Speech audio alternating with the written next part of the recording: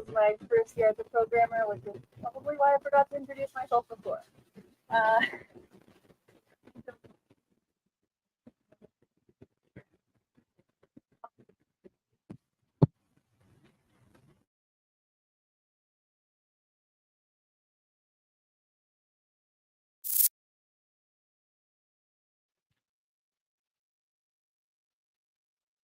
Hello, hello.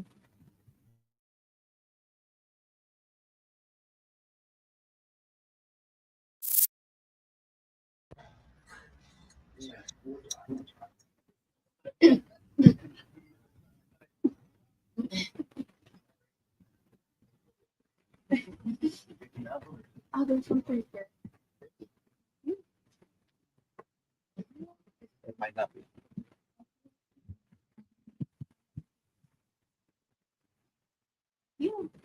Yes, thank you all again so much for being here to enjoy these beautiful films. And thank you so much to the filmmakers for sharing your work. It's no small feat to make a film, even if it's a shorter one. So we very much appreciate your efforts and for sharing them with us.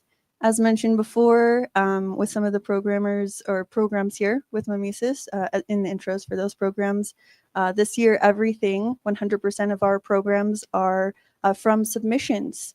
So it's because of the artists making and wanting to share with us that we're able to do what we do. So thank you so much. We have, thankfully, quite a few artists here to chat about their work with us. So I would love to start by just getting a general introduction. If you all just wouldn't mind introducing yourselves and the name of the film you worked on. Probably best to start virtually. I'll start with you, please, Christy.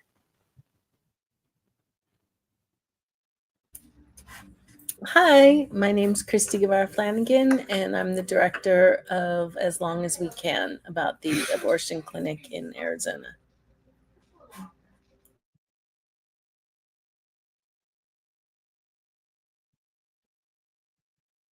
Yelena?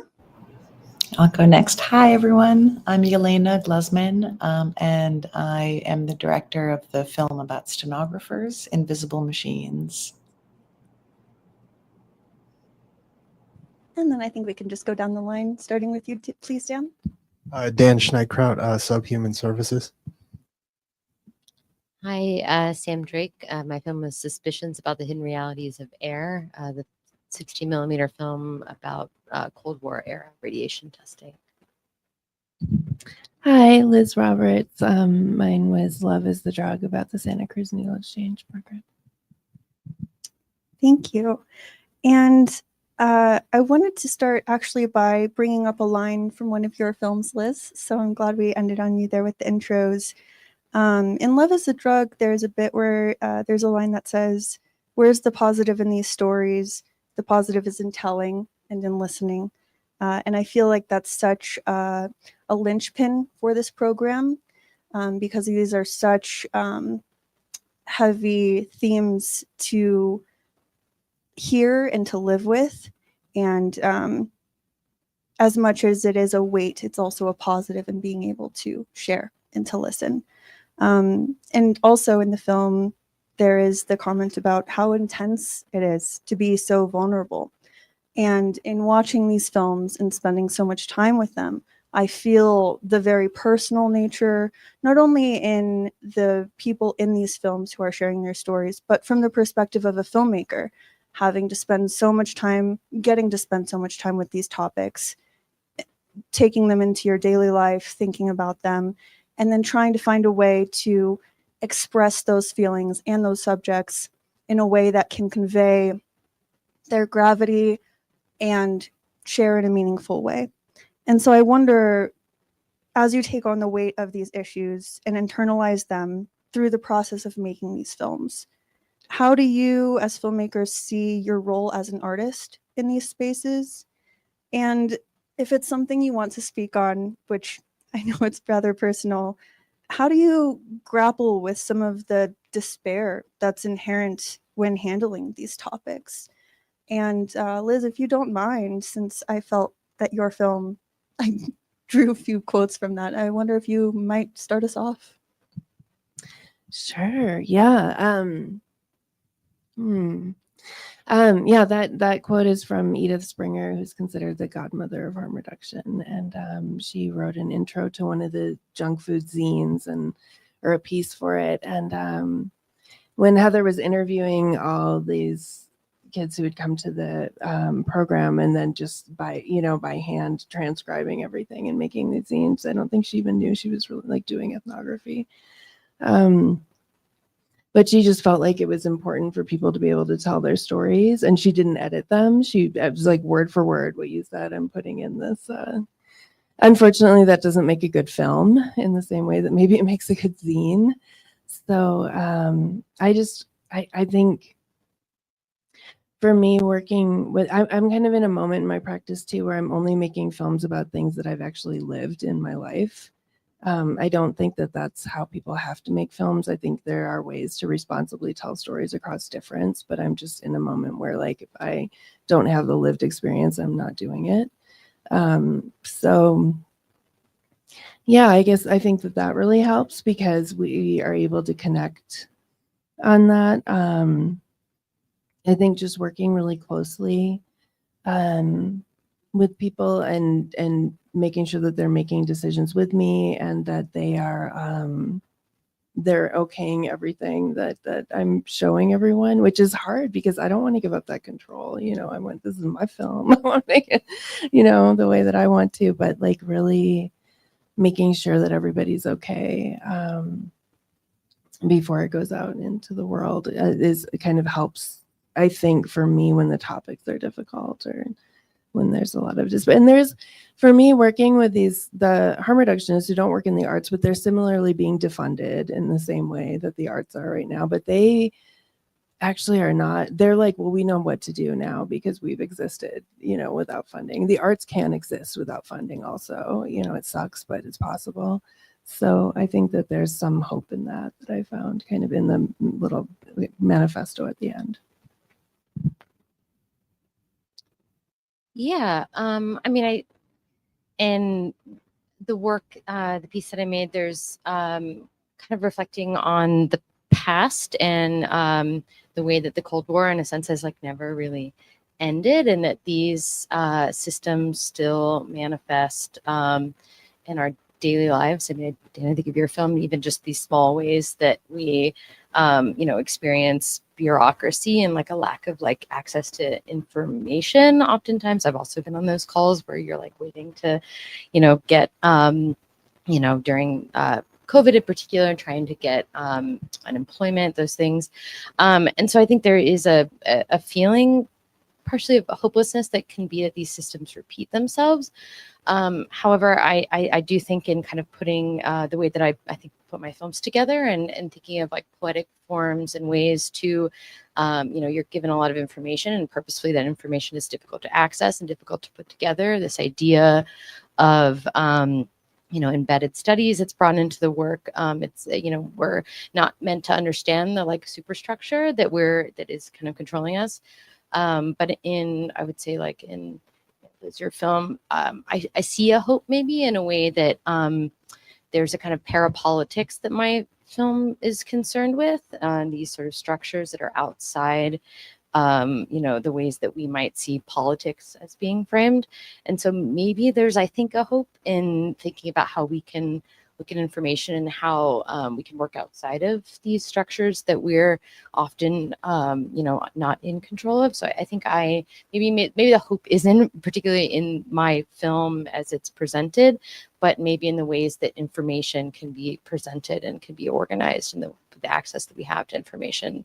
Much of the film is informed by the firsthand accounts of these radiological tests, and importantly, is the way that people, the actual like affect and the way that they speak about, what has happened to them.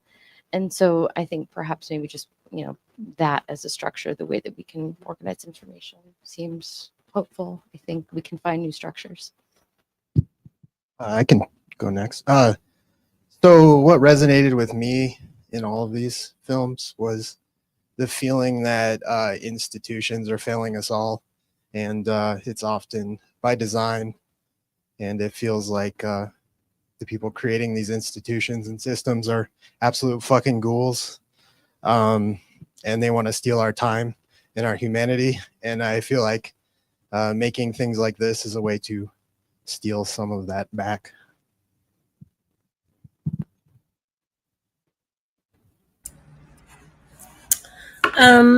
Similar. One of the things that I did was, after being very frustrated by the overturn of Roe v. Wade and being a parent of a, nearly adolescent girl, I just started calling people, and all the filmmaker friends that I could, what can we do? I think as artists, that's something we can do. We can go out and make a film and process, and also find community in that. And I like to think about community as a verb. And so with that phone call, little by little, we created an abortion clinic film collective. And one of the other collective films, Kelly Banks, is going to be playing in the festival, I think Thursday. And that felt awesome. We would Zoom. We were all over the country. It was important that people had relationships to the sort of areas that they were documenting or following or recording or whatever. And we all had different sort of approaches. And it was the first time I've done something quite that collaborative. And we thought maybe it would be one film, but everybody had their own kind of process timeline. But we did talk monthly for over a year. And we talked a lot about reproductive justice. And we've since finished many of our films. We've screened together. We've done events together. And in my piece, As Long as We Can, which I filmed in Phoenix, Arizona, I didn't really know what I was going to do until I was sort of there, experiencing the behind the scenes of a clinic. I myself had had an abortion at a clinic when I was younger, and had taken friends to clinics, but it was really in this other space of caretaking and bureaucracy and limited funds and scarcity of resources, as well as, in Arizona's case, just like not knowing day to day what they were going to be able to provide and offer. So it was through witnessing all that and just hanging out behind the scenes that I really decided to just foreground that kind of the caretaking, the warmth, and also just sort of the collectivity. Like, one of the things that struck me that the clinic director said was that everybody walks through these doors. People that protest walk through these doors. And so that universality really spoke to me.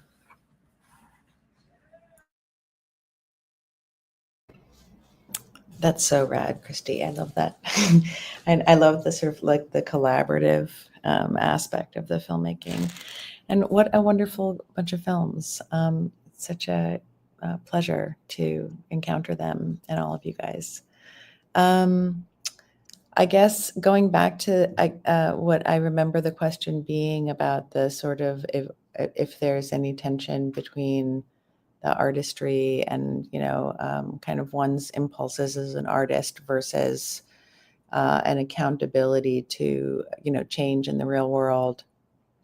Definitely for me, that was a tension throughout, and kind of a tension for me even in terms of the genre of like ethnographic film that I felt like I was really interrogating through the making of this ethnographic film, and trying to be really dedicated to following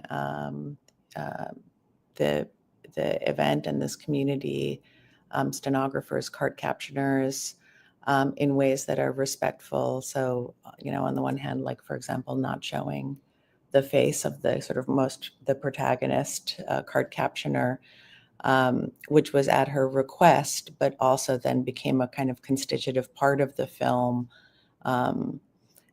in terms of its, composition and then later editing and choices I made there. But at the same time, I'm very aware of, when I made the film, I was following what was happening and following kind of my interest there, which was really in the mediation of the event and the complexity of that and the intimacy of that. But also in the film, I show a bad captioner,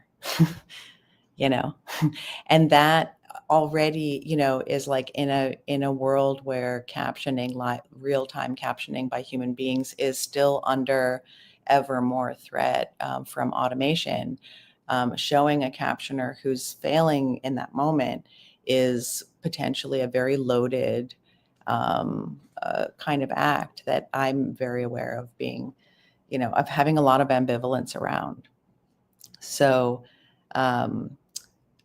so for me, this film is only like the beginning of working on this project, and I see this as being, in the end, a sort of triptych of films where the next one sort of takes up that question through the perspectives of card captioners. But anyway, the point is that tension between, working with the material that you have and trying to get at what is there and what's interesting about it versus what it does in the world, I think is an important question. Thank you so much. We're going to pass questions to the audience in just a moment, but Christy, could you please introduce your dog? They're so cute.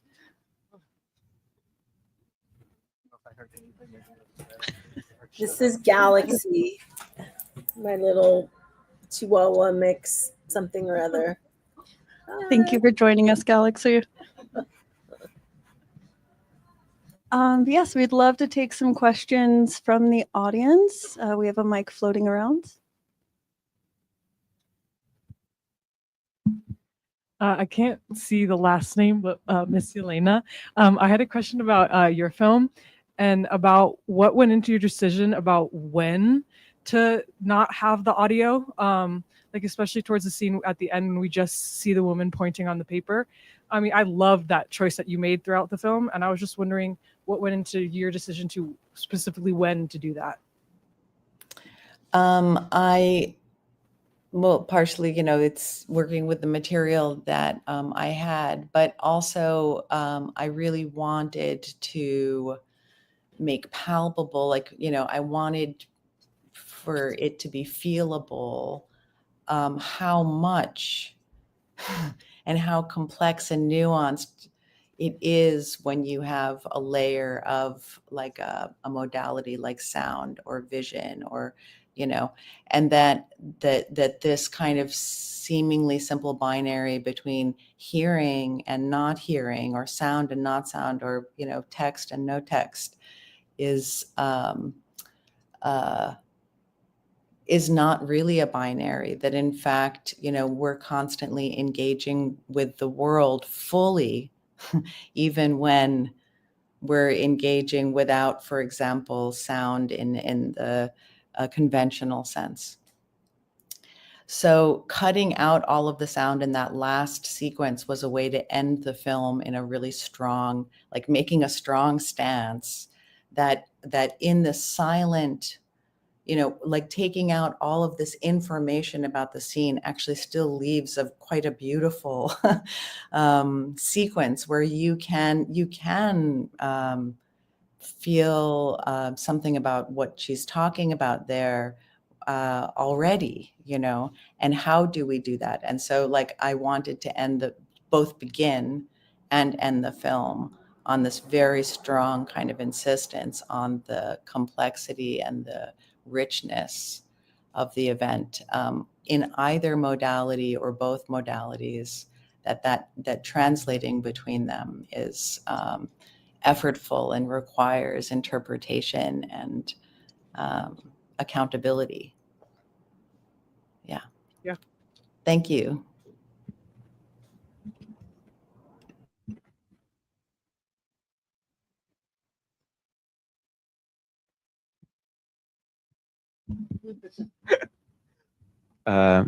Liz, I was wondering, I wanted to ask you about this detail in your film that probably one could like categorize as the film as like being divided into two groups of footage. Like one is like consisted of like whatever archival material that that you've gathered, and the other is the I think it was 25 60mm footage that is shot.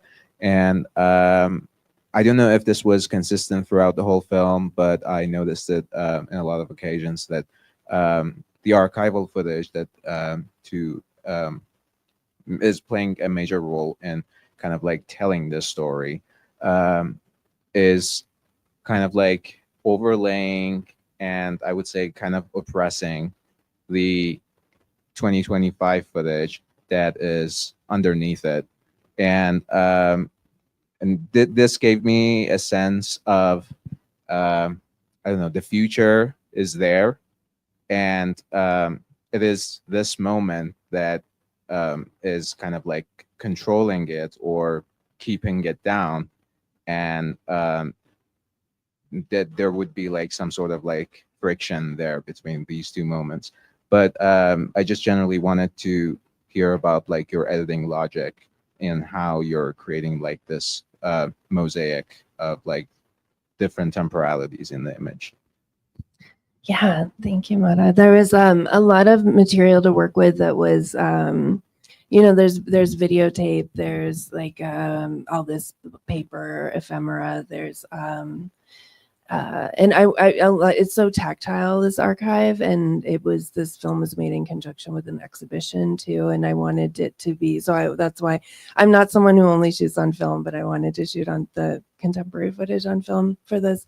So what I did is I brought both of them back to Santa Cruz. Neither of them live there anymore. And we revisited those sites where those broadcast journalism pieces were made and then layered it on top of that. So they are back at the site that is being addressed in the news clips. And I really wanted that media to tell the story more than Heather or Milea to tell it in voiceover.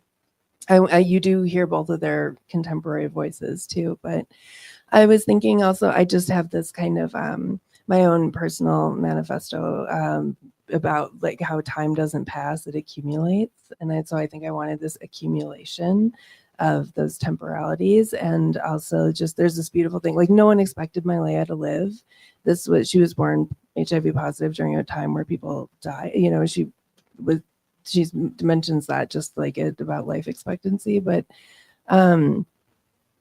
so there's this like miracle of her on screen now, but then there's this kind of like collective memory and forgetting what like the AIDS epidemic actually was. And at that time, because people just don't think about it that way now, and everyone's on PrEP and whatever. So, it's just like, but we might lose access to those drugs. Also, we might lose access to all of these things that are keeping HIV not, a fatal disease in some countries. So, I think that I wanted the film also to be like a zine in a lot of ways. I wanted it to have like these different sections that aren't exactly chapters, but they're just sections thematically. And the text is pulling slogans. All the text in the images are risograph printed. So those are also like physical things. The text is all physical overlays. Yeah, I guess I think that it was, I was just really trying to think about how do I put the materials together. And then the one time you see something like hyper digital is that desktop portion where you're seeing like the materials that she's making today. But I wanted to look at that on like a desktop because it was really important for us to show that those are also open source educational materials now that echo the same one she was making then.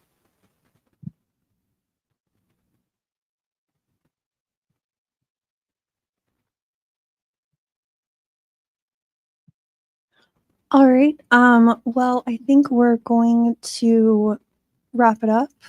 Thank you all so much again for joining us. Thank you to the filmmakers for your time. Thanks. We hope to see you again for the next program. Thank you. Good night.